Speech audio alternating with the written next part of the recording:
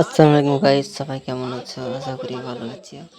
এই যে আমার ছেলে ঈদের নামাজ পড়তে এসছে, অনেকক্ষণ হয়ে গেল, তাই বলছে যে বাড়ি চলো বাড়ি চলো। তো বাচ্চা ছেলে, বুঝতে পারছো, বেশিক্ষণ তো থাকবে না, ওর জন্য বলছে যে চলো চলো। আর আমি বলছি একটু দাঁড়াও আপু, আরেকটু। তাই দেখছে, এই যে ভিডিওটা দেখাচ্ছে ওকে, দেখো আপু সবাই নামাজ পড়তে এসছে। তো এই যে আমাদের এটি ঈদগাহ নামাজ পড়ছে সবাই, অনেকগুলি লোক আছে, তোমরা কি দেখতে পাচ্ছ? এটা আমাদের মুলি সাহেব খুতবা দিচ্ছে, আর এই যে সবাই ফটো তুলতে ব্যস্ত, কে ভিডিও করছে। তো সকালবেলা দিনটা ভালোই দিয়েছে, বৃষ্টি টিষ্টি হয়নি।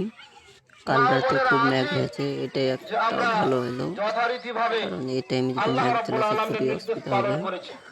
তো এই যে এতগুলি লোক আছে দেখতে পাচ্ছেন, মৌলভী সাহেব কিন্তু বক্তব্য দিচ্ছে, বক্তব্যগুলো আপনারা শুনতে পাচ্ছ। তো তোমাদের দিকে কটার দিকে নামাজ হয়েছে একটু কমেন্ট করে বলবা। আমাদের দিকে তো 7টার দিকে নামাজ হয়ে গেছে। আমার বেটাকে নিয়ে শুধু টেনশন, আমার বেটা শুধু বলছে চলো বাড়ি চলো বাড়ি চলো, মানে ছোটো ছেলে, বুঝতে পারছো, এরকম বলবে। তাই আমি দেখাচ্ছি, এই যে চাচাটা দেখেন, সবাই বক্তব্য শুনছে মন দিয়ে শুনছে। আমার শুনছি, না শুনলে আমি যদি ছেলে নিয়ে চলে যাই সবাই বলবে শুধু ওই যে দূরে কাত নামাজ পড়তে আসে, বক্তব্য শুনতে নেই। তার জন্য বক্তব্যগুলো আমিও শুনছি। দেখতে ছোট অনেকগুলি লোক দেখতে পাচ্ছি, কতগুলি লোক এসেছে। তাই আমাদের ঈদগার অনেক কাজ পড়ে আছে, তো এখনো পুরো ঘেরাঘুরি হয়নি।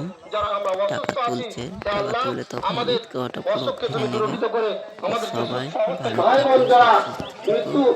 এখন আমি আর বেটা চলে যাচ্ছি বাড়ি, দেখা যাক রাত্রে কি কি করেছে খাবো। ওর জন্য সবাই ভালো থেকো সবাই।